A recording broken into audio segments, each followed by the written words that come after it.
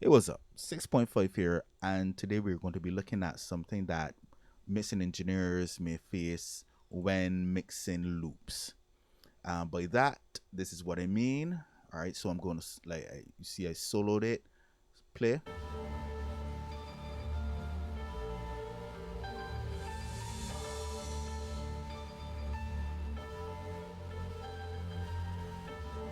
Okay. Now, if you don't know what is the matter with it, I understand. So what I'm going to do is turn this off and play the whole beat so that you can get the full context of what I mean. Play.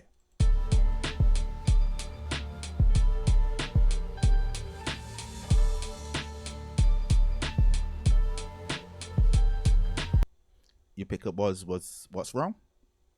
Okay. No. If you haven't, I will show you in a second.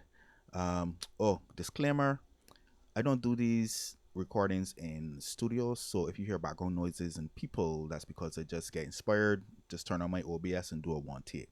If this is not your standard or your quality, I understand, but if you want to learn something and you're still here, let's get to it. Okay, so um the let me play it again. Right, so this is in the middle of the mix, so it's not completed or anything like that. There's just some couple changes that I want to make before moving on. So one of the things that I do as a mixing engineer is look at the loop, see what is missing, see what it has, see what I can improve on, yada yada yada, and that can be the driving force of the whole beat, right?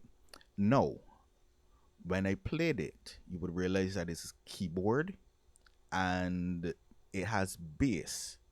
Now the thing is that the kick, when I play the kick, let me solo the kick, two kicks here. And you can listen to it on some good headphones or some good speakers if you're not hearing everything clearly. Good. No, the thing is that the bass is not punching through, so I have to get the bass of the loop punching through. Play.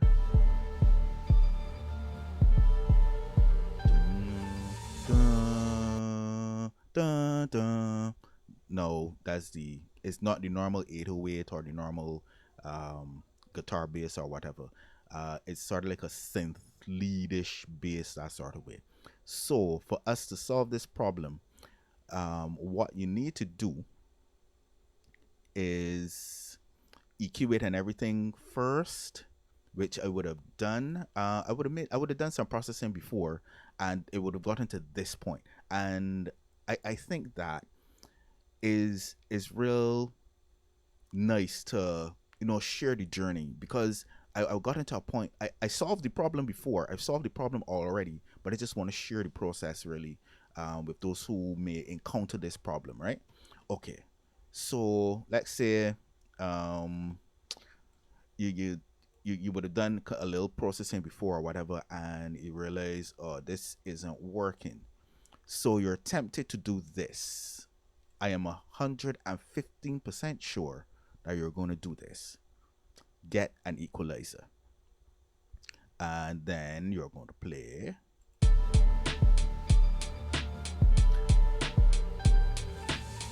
Then do this.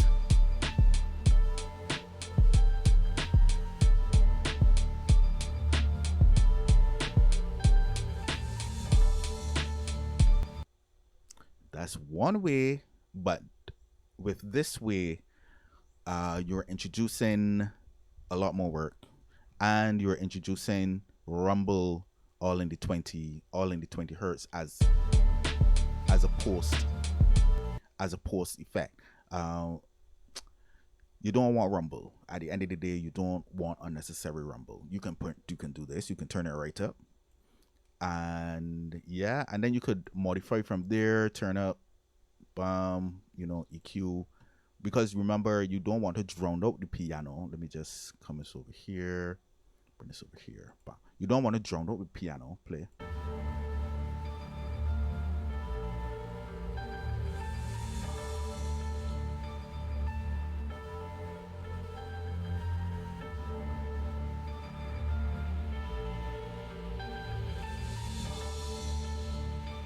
Full context to the mix. Let's go.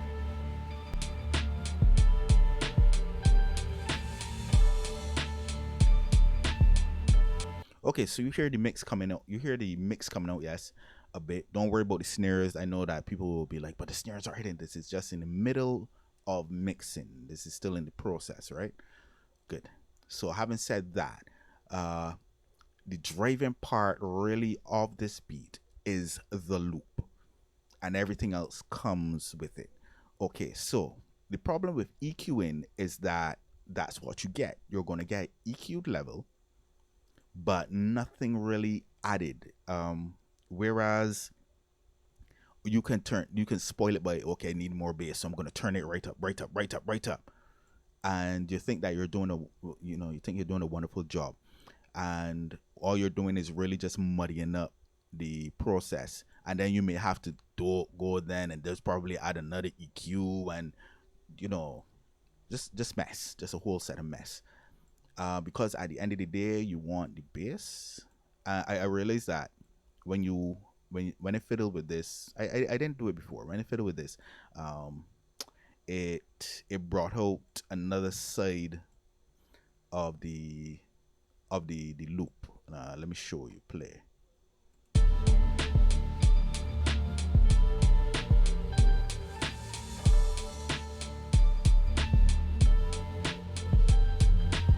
Now enhance the bass and the 3.6 kilohertz.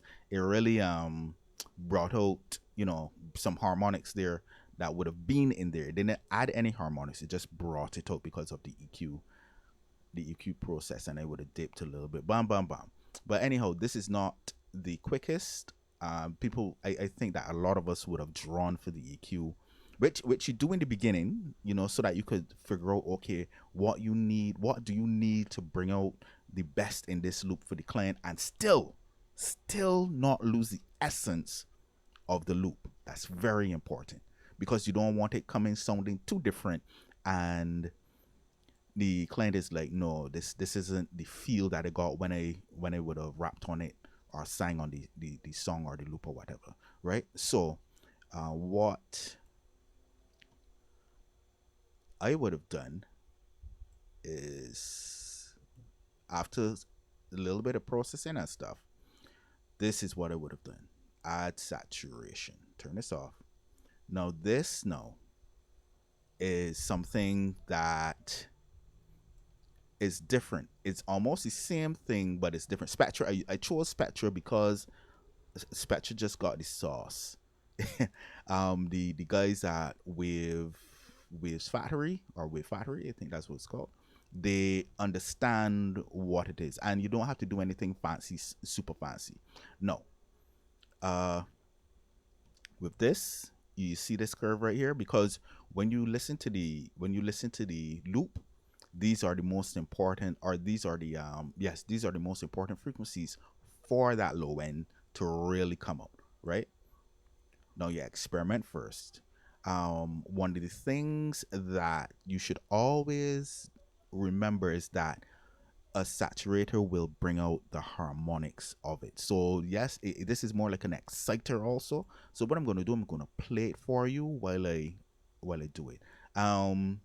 It's best also to do it within the context of the whole mix as opposed to just solo. You can do it in and out, but it's best to do it in the whole context of the mix. All right, so let's go play. Oh, these are demos. This is a demo, so you're gonna hear some cutting in and out. Nothing to do with my sound card. All right, play.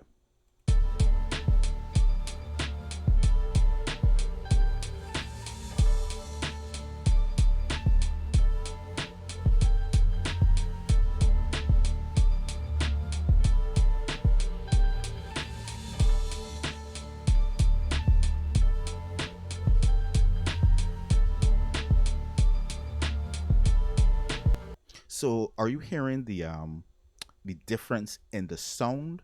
Where I would have done, watch this, watch this. So what EQ would have done, excuse me, what EQ would have done is it would have brought up the whole frequency, the whole part of the low end, but it still sounds, whoa, what happening to me? It sounds different. than when I put on saturation on it, multi-band saturation. Come on, where are you? Good. Multi-band saturation. That's very important because it's adding harmonics at this low end right here. It's not just boosting up the EQ. It's not boosting up the frequency. That it's sort of like uh, I'm thinking of it's sort of like a bubble. So if you have the ability to just bring up the bubble in a different way, you're just you're just bringing up the bubble with just the ear or whatever in it. I know it's probably a really bad illustration, but then like a wave now, the more waves, the more water that is in a wave, it swells. So there's more in that particular area. Probably not the best scenario, but I hope that you're understanding this scenario, right?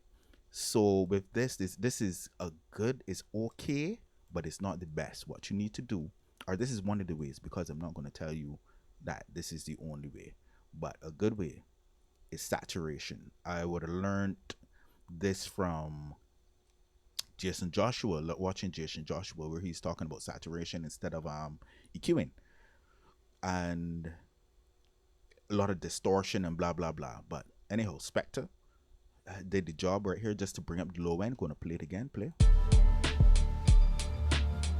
Turn off. Turn on this. Turn it off. Just show you 128, 100. All the way, sorry, to 100. Alright, just for demonstration purposes. And just put this back here.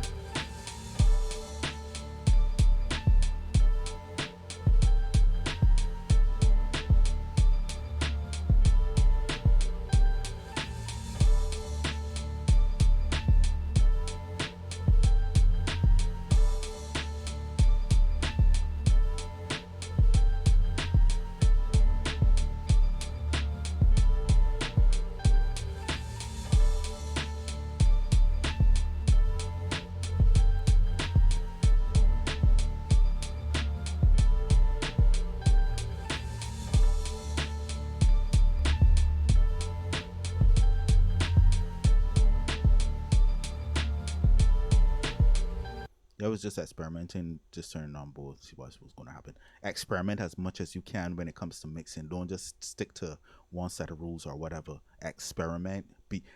Learn the science first and then make it an art. That's what, that's what the greatest people would have done.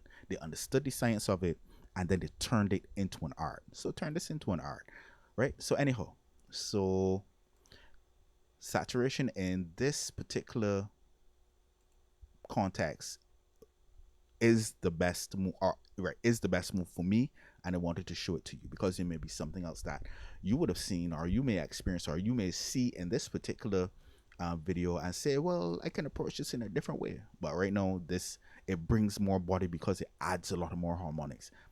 Solid state, right? These are the different saturation effects states you can put it in. The modules or so. I can't find the right words at the moment, but yeah. So that's that. So you have you have the low end here pretty much sorted out per se. Play. Now we're gonna fix the kick of it because the kick still have to slam through. Now I didn't mix the kick as yet, but I'm gonna make it so that it really slams through and it doesn't affect how the low end of the loop would sound. So that's something you would look at, probably not next, but yeah, it will be in the range of priority because the snare is just a matter of the snare's little low, we call it like lo-fi-ish. Yeah, pretty lo-fi-ish. So just do a little EQ in there, or probably just leave it and add a little saturation. You never know. But yeah, so now you want to bring out the keys now, because remember, this is the driving force of the song or the beat per se. Play.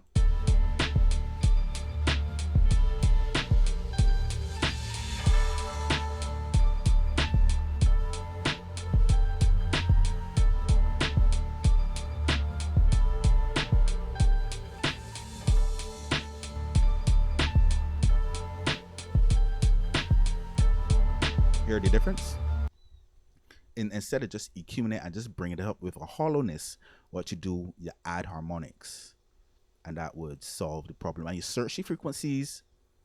You search. It doesn't matter how much books you read, and you said, well, this is the primary part frequency for piano. No, everything has a different scenario. That's why I'm going to say that this is not the only way that you would do it, but the method of doing it is something that you can look into. So anyhow, so it was about right around here. Now if you want to even add a little bit here, let's play.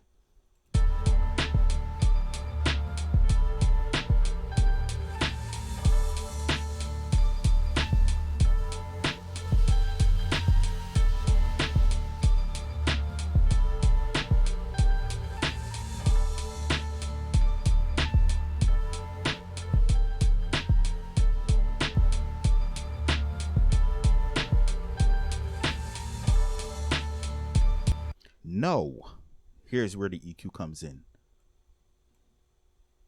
The EQ now comes in to tame. No, this is a low shelf. Don't I'm not a real fan of low high passing. But low shelf, it for me, phasing won't be an issue. Phase issues won't be an issue. Doesn't phase me. Anyhow, but let me see. So I don't want the rumble. I think I would have said that I don't like. I rather not the rumble within the low end earlier, or probably in one of the thousands of takes I would have done before getting to this stage. So turn this on and make sure that it is beefy. Now this can go up to 10 hertz. So let me see, about probably 15. So you're gonna make sure it still is beefy and it will still translate properly, when you're playing in a big system or so. You gotta make sure the vision is proper when it comes to this. All right, so play. You can see that is round. It's pretty well rounded. Right, it's pretty well rounded. And then if you want EQ a bit, then you can. That's interesting. That's nice. Played in the context of the mix. No.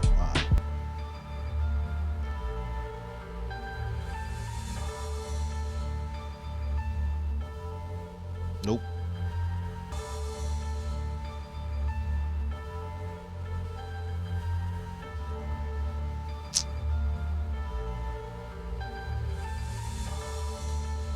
Move on her show. Experiment.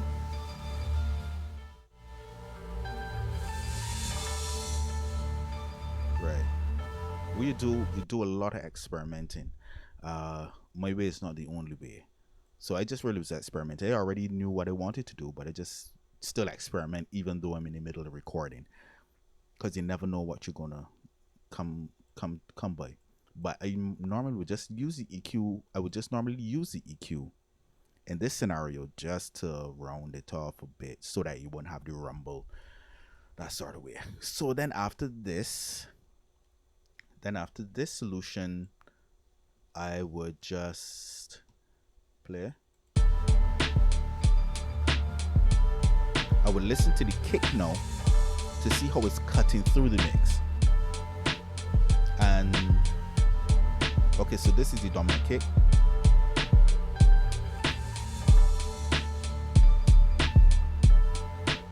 All right, the transient of the kick is okay-ish because you don't want you need to hear the transient of the kick punching through so that one, you can feel it, and two, even on like low budget speakers or so, it still be able to kick through that sort of way. It has a lo-fi vibe. You want to keep the lo-fi vibe, but you still want, because the low end in hip hop is something that is the driving force of hip hop. So you really want it to punch through.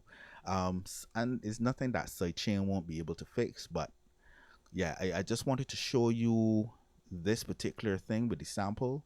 But The rest would be outside the range of this video, and I'm 20 minutes in. Woo! If you stuck this long, thank you. um, but I hope that you learned something. I hope that it encouraged you to experiment, and I hope that it solved the problem for you, or even something in the future for you, that sort of way. If this has added any value to your mixing journey, just and you want to see more of something like this, just hit the subscribe button. If you just enjoyed it, and you want to give me a little support, just hit the like button, or like and subscribe at the same time um if you found value in this, right?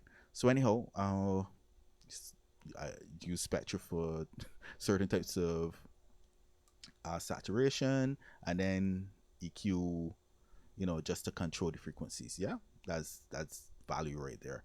All right, so take care of yourself, and see you on the other videos. 6.5 out.